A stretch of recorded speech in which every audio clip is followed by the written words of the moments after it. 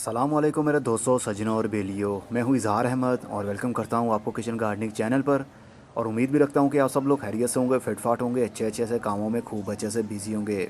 कड़ी पत्ता एक परमानेंट प्लांट जो कई सालों तक आपके पास रहता है और 20 साल से ज़्यादा इसकी उम्र हो सकती है। आज हम इसकी केयर के बारे में बात करेंगे।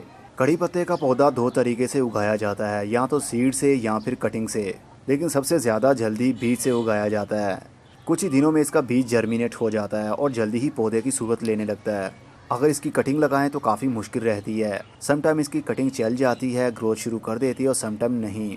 कड़ी पत्ते का पौधा गर्मी के दिनों में और गर्म इलाकों में अच्छे से ग्रोथ करता है। जिन इलाकों में बहुत ज़्यादा ठंड हो वहाँ पर इसकी ग्रोथ नहीं होती, और अगर होती है तो बहुत ही स्लो, क्योंकि इसको नमी भी अच्छी लगती है और गर्मी भी। फुल धूप इसको अच्छी लगेगी, तभी इसकी ग्रोथ अच्छे से चलेगी। सर्दी के दिनों में इसकी ग्रोथ रुक जाती है। जैसे ही 15 फरवरी का महीना गुजरता है तो इसके नए नए पत्ते और ब्रांचेस निकलने लग जाती हैं, और आहिस्ता आहिस्ता इसको फूल लगते हैं और बाद में बीज भी बनते हैं। कड़ी पत्ता हो या कोई और पौधा हो, उसके साइज़ डिपेंड करता है कि उसको कैसी जगह दे रहे हैं आप। छोटा गमला दे रहे हैं या बड़ा, या ज़मीन दे रहे हैं। जितनी ज़्यादा स्पेस उसको मिलेगी उतनी ज़्यादा उसकी रूट्स डिवेलप होंगी और ऊपर से ब्रांचेस भी उतनी ही ग्रोथ में आएंगी। इन दोनों गमलों के अंदर जो पौधे लगे हैं इनकी एज बिल्कुल सेम है। इस छोटे वाले गमले के अंदर 2 साल पहले मैंने सीडलिंग की थी, और जब पौधे थोड़े से बड़े हुए तो एक पौधे को मैंने ट्रांसप्लांट किया था इस बड़े गमले के अंदर जो 12 इंच का है। अब आपके सामने है दोनों की ग्रोथ। इस गमले के अंदर से मैंने पौधे निकाले ही नहीं थे, वैसे के वैसे ही रहे। छोटे से गमले के अंदर ज़्यादा पौधे लगाएंगे तो रूट जल्दी ही बाउंड हो जाती हैं एक दूसरे के साथ, जिसकी वजह से पौधे की ग्रोथ नहीं हो पाती और ना ही नई जड़ें ग्रोथ में आती हैं। तो ग्रोथ बहुत ही स्लो होती है और समटाइम पौधे मर भी जाते हैं, और ना ही पौधे की हाइट बढ़ पाती है। और जिस पौधे को ज़्यादा स्पेस मिले, ज़्यादा बड़ा गमला मिले, तो वो आहिस्ता आहिस्ता जल्दी ही बड़ा होने लग जाता है, और उसकी ज़्यादा से ज़्यादा ब्रांचेस निकलती हैं और जल्दी ही फ्लावरिंग और फ्रूट पर भी आ जाता है।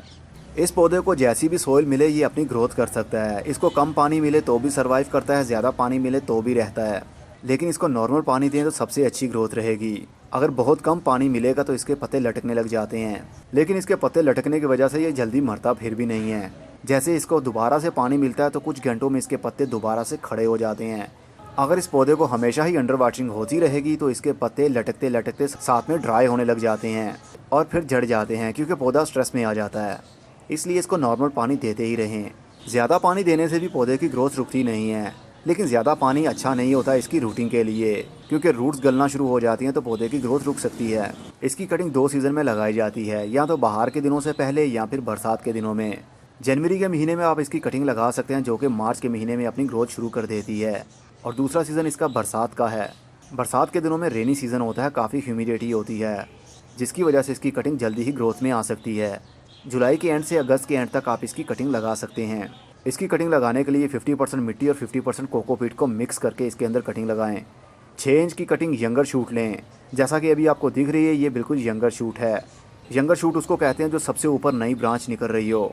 वो वाली 6 इंच की ब्रांच लीजिए, 3 इंच मिट्टी के अंदर दबा दें और 3 इंच मिट्टी से बाहर रहने दें। और उस कटिंग को ऑलवेज मॉइस्ट रखें, मतलब मिट्टी हर वक्त मॉइस्ट होनी चाहिए, बहुत ज़्यादा गीली नहीं होनी चाहिए, और शेडी एरिया में रखें ताकि उसकी ग्रोथ जल्दी ही शुरू हो सके। जैसे ही ग्रोथ शुरू हो जाए तो आप उसको फुल धूप में भी रख सकते हैं। कड़ी पत्ते के ऊपर कोई पेस्ट भी जल्दी अटैक नहीं करता, लेकिन स्पाइडर माइट इसके ऊपर हमेशा रहते हैं। स्पाइडर माइट एक जाला बुनने वाला कीड़ा होता है, लेकिन स्पाइडर माइट हमारी बहुत हेल्प भी करते हैं। जब इनके पत्तों के ऊपर किसी पेस्ट का अटैक होने लगे तो स्पाइडर माइट का वो जाला हमारी बहुत ही हेल्प करता है। वो कीड़े फंस जाते हैं उस जाल के अंदर और स्पाइडर माइट उस कीड़ों को खाते हैं। इस तरह हमारे पौधों के ऊपर अटैक भी नहीं होता। कड़ी पत्ता को कोई भी खाद ना दे तो भी इसकी ग्रोथ रुकती नहीं है। सिर्फ सर्दी के दिनों में इसको प्रॉब्लम होती है। अक्टूबर, नवंबर, दिसंबर और जनवरी का महीना इसके लिए बहुत ही स्ट्रेस के दिन होते हैं। समटाइम इसके सारे पत्ते पीले होकर झड़ जाते हैं और सिर्फ टहनियाँ ही बारीक बारीक सी रहती हैं। लेकिन जैसे ही बाहर के दिन शुरू होते हैं तो इसकी नई नई शूटिंग्स निकलने लग जाती हैं। 2 साल के पौधे को फ्रूटिंग भी शुरू हो जाती है। इवन के ये दोनों ही 2 साल के हैं, लेकिन इसकी ग्रोथ नहीं हो पाई क्योंकि इसको मैंने छोटे से गमले के अंदर लगाया हुआ है, और एक गमले के अंदर कितने सारे पौधे लगे हुए हैं, जिसकी वजह से उनकी ग्रोथ नहीं हो पा रही। ज़्यादा से ज़्यादा स्पेस दें तो पौधे की ग्रोथ जल्दी बढ़ती है, और 2 साल में वो फ्रूटिंग पर भी आ जाता है। जब बड़े गमले के अंदर या ज़मीन के अंदर लगाया हो तो इसकी उम्र 2 साल हो जाए तो इसको फ्लावरिंग भी शुरू हो जाती है। बाहर के दिनों में, मतलब फरवरी के महीने में, इसको फूल लगना शुरू हो जाते हैं। वाइट कलर के इसको छोटे छोटे से फूल खिलते हैं और उसके बाद में फूलों में से फ्रूट बनने लग जाता है। और मई से जून के महीने तक ये फ्रूट पकता ही रहता है, और जून से जुलाई के महीने तक ये बिल्कुल रेडी हो जाता है, मतलब लाल रंग का। और जब ये लाल रंग का हो जाता है तो काफ़ी सॉफ्ट होता है, और आहिस्ता आहिस्ता इसका कलर डार्क होने लगता है। जब ये डार्क ब्राउन कलर का हो जाए तब इसके सीड उतार लिए जाते हैं और उसको उगा लिया जाता है। अगर आपने मेरी वीडियो नहीं देखी कि सीड से हम किस तरह इसको उगा सकते हैं, तो वीडियो के ऊपर लिंक आ रहा है, उसको देखेंगे तो आपको पता चल जाएगा इसके सीड हमने किस तरह हार्वेस्ट करने हैं और कौन सी स्टेज पर हम हार्वेस्ट कर सकते हैं। अगर आप चाहते हैं कि आपका पौधा बुशी रहे, मतलब ज़्यादा ब्रांचेस रहें, अगर एक टहनी आपके पौधे की, तो घबराइए नहीं। इसकी जितनी ज़्यादा प्रूनिंग करेंगे उतनी ज़्यादा साइड ब्रांचेस निकलेंगी। मेरे पौधे की भी सिर्फ एक ही ब्रांच थी जो बिल्कुल लंबी होती जा रही थी। तो जब पौधे की एज 1 साल हुई तो मैंने ऊपर से इसको काट दिया, मतलब कंप्लीट काट दिया। ये वाला एरिया आप देख रहे हैं, यहाँ से पूरा एक सिंगल पौधा था, तो मैंने इसको यहाँ से कट कर दिया। तो फिर फ्यूचर में यहाँ से 2 शूट निकली, मतलब 2 टहनियाँ निकली। फर्स्ट टाइम आप जब प्रूनिंग करेंगे तो आपको काफ़ी डर लगेगा, क्योंकि सारे का सारा पौधा ही कट जाएगा और सिर्फ एक टहनी बाकी रहेगी। लेकिन घबराइए नहीं, वहाँ से बहुत सारी शूट्स निकल सकती हैं। ज़्यादा ब्रांचेस निकलेंगी, आपका पौधा ज़्यादा बुशी होगा।